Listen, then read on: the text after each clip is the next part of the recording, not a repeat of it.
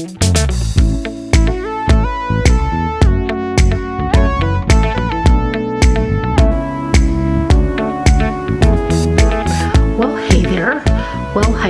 ho there everyone, it's Liz from Travel Start. Thanks for stopping by. Welcome to my channel. I know you guys can go absolutely anywhere, but that you take time to spend it with me means a lot to me. So today's video is about the Real ID. What is it? Do you need it? When do you need it? And why would you need it? So we'll talk about that right after this.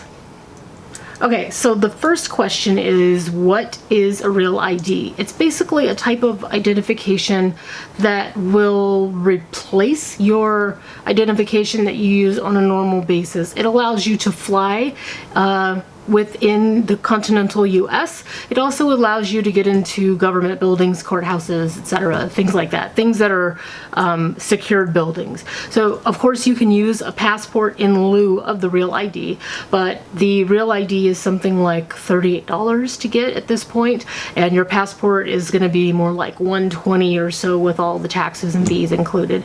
At least that's what it was last time I checked. So that's pretty much what it is. The government has decided that what you have currently is not enough, and they have implemented another additional layer of security by implementing the Real ID. So it's basically a different type of identification. Okay, so now, do you need the Real ID?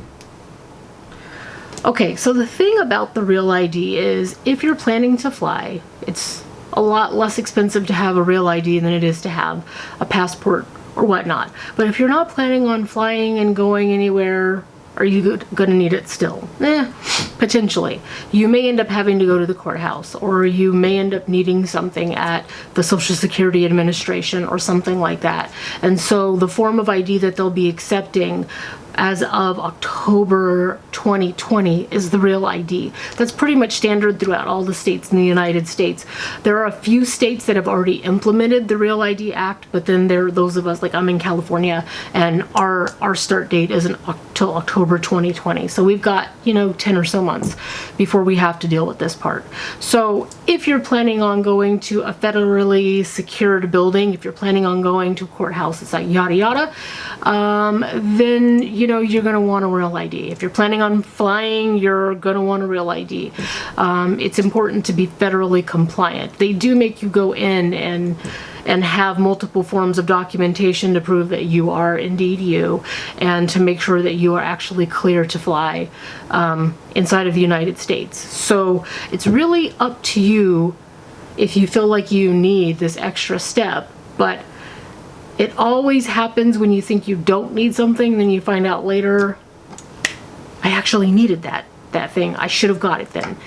Okay, so what types of identification do you need in order to get a Real ID? Let's talk about that now. Okay, so they require certain documents in order to get your Real ID. So kind of like when you went in for your driver's license, you have to prove that you are a resident of the state for which you're getting the ID. So you're going to need some type of a bill with you, something that proves that you actually live in the city, county, state that you're applying for the Real ID in. Then you also have to bring an unexpired passport and or birth certificate. Okay, so I'm looking at their list. It says unexpired foreign passport with valid US visa.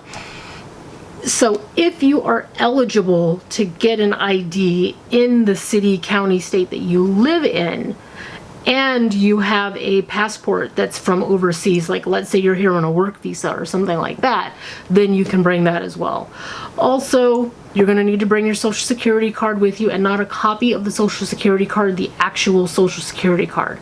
And like I said, proof of residency, there's a whole list of things that they have. Bank and financial institution records, insurance documents, employment documents, car boat registration, medical documents, home utilities, probably the easiest, right? A rental or lease agreement, IRS tax return, a bunch of stuff, right? So you're going to need to bring two, right? So you can bring a bill and say your, what do you call it? brain death. Bank statements, financial statements, or a mortgage bill, or you can bring your rental agreement or whatever, those things. So you need 2 off of their list. But I'm going to tell you something about their proof of a residency in California, and about the documents that they require you to have to get your real ID next. Okay, so it was time for me to renew my driver's license. You guys know I did a video about this last year, and they didn't have this document up at that point. It was a website that you clicked on and you went, and when you clicked on the link, it said all of these things, but it also said if you've had a recent name change, then you need to bring proof of your name change. Now, I've been married for 23 years, so I don't have a recent name change. My birth certificate, though, says my maiden name, and of course my driver's license says my married name on it. That's the way that it works. And so I waited in DMV for like 3 hours because their machines were down. I was late. I had to take extra time off from work. And after all of that, I still couldn't get my real ID because I didn't bring my marriage license in when I was trying to get my real ID. So the way the new paperwork reads is that if your birth certificate or your passport has a different name on it than your your social security card, your other information, you have to bring proof of that. So if you are married and you have your married name on your license like I do, and your birth certificate says that your last name was something different like mine did, you have to bring your marriage license. What happens though if you maybe have remarried? Now you have to go ahead and bring proof of the divorce, and then you have to bring proof of the new marriage. So you have to bring multiple documents to prove you are who you say that you are. It's a mess, right? So the easiest thing to do is don't assume that you can just go and not get it. Go ahead and just take whatever documentation you have, take it with you, especially as it pertains to a name change or something. If you have things that have different names on it, just bring it all, be done with it, because it's a real pain in the behind. And most times you go to the DMV, let's face it, the computer systems are down. Like, I went back to back for 2 different things and the computers were down both times. So just a word to the wise, because I was rather upset after this, just make sure you bring adequate documentation for it.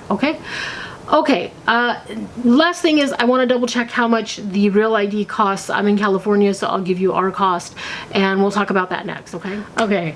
So it says that your real ID costs the same amount as your state ID. And again, I just renewed my ID in May of 2018, and I want to say it was $35 at that time, but the real ID was $3 more, so it was like $38. So whatever your state charges for real ID for your regular driver's license or identification card is pretty much what your real ID costs. But most of the articles that list prices are from about a year ago, so don't quote me on that. But be prepared for about a $40 fee is my best advice to you. And of course, to make sure you take proper documentation. So the last question that we have not covered is what happens if 2020 comes and you don't have your documentation? Basically, nothing changes as long as when you travel with your passport and you travel with your ID card and so on and so forth. But if you rely solely on your driver's license to fly, get around, do whatever, and you end up needing to go somewhere spur of the moment, you might be turned away. You may not be able to board the flight. You may not be able to get into the Social Security Administration building, or maybe you have to go into, knock wood, because I don't wish this on anyone, but maybe you have to go into the courthouse for some reason. They will turn you away if they check and you don't have the proper identification. So there you go. Those are the facts about the real ID. I really hope that this helps you figure out if you need one, and why I feel you should just preemptively get one so that you don't wait until the last minute, and what the fees are and what happens if you don't get it. So really hope this was helpful. And that's it for me today. Just like always, don't forget to like, subscribe, share, hit the notification bell, all that good stuff. And we will see you guys on the very next video, okay? Bye guys. Bye.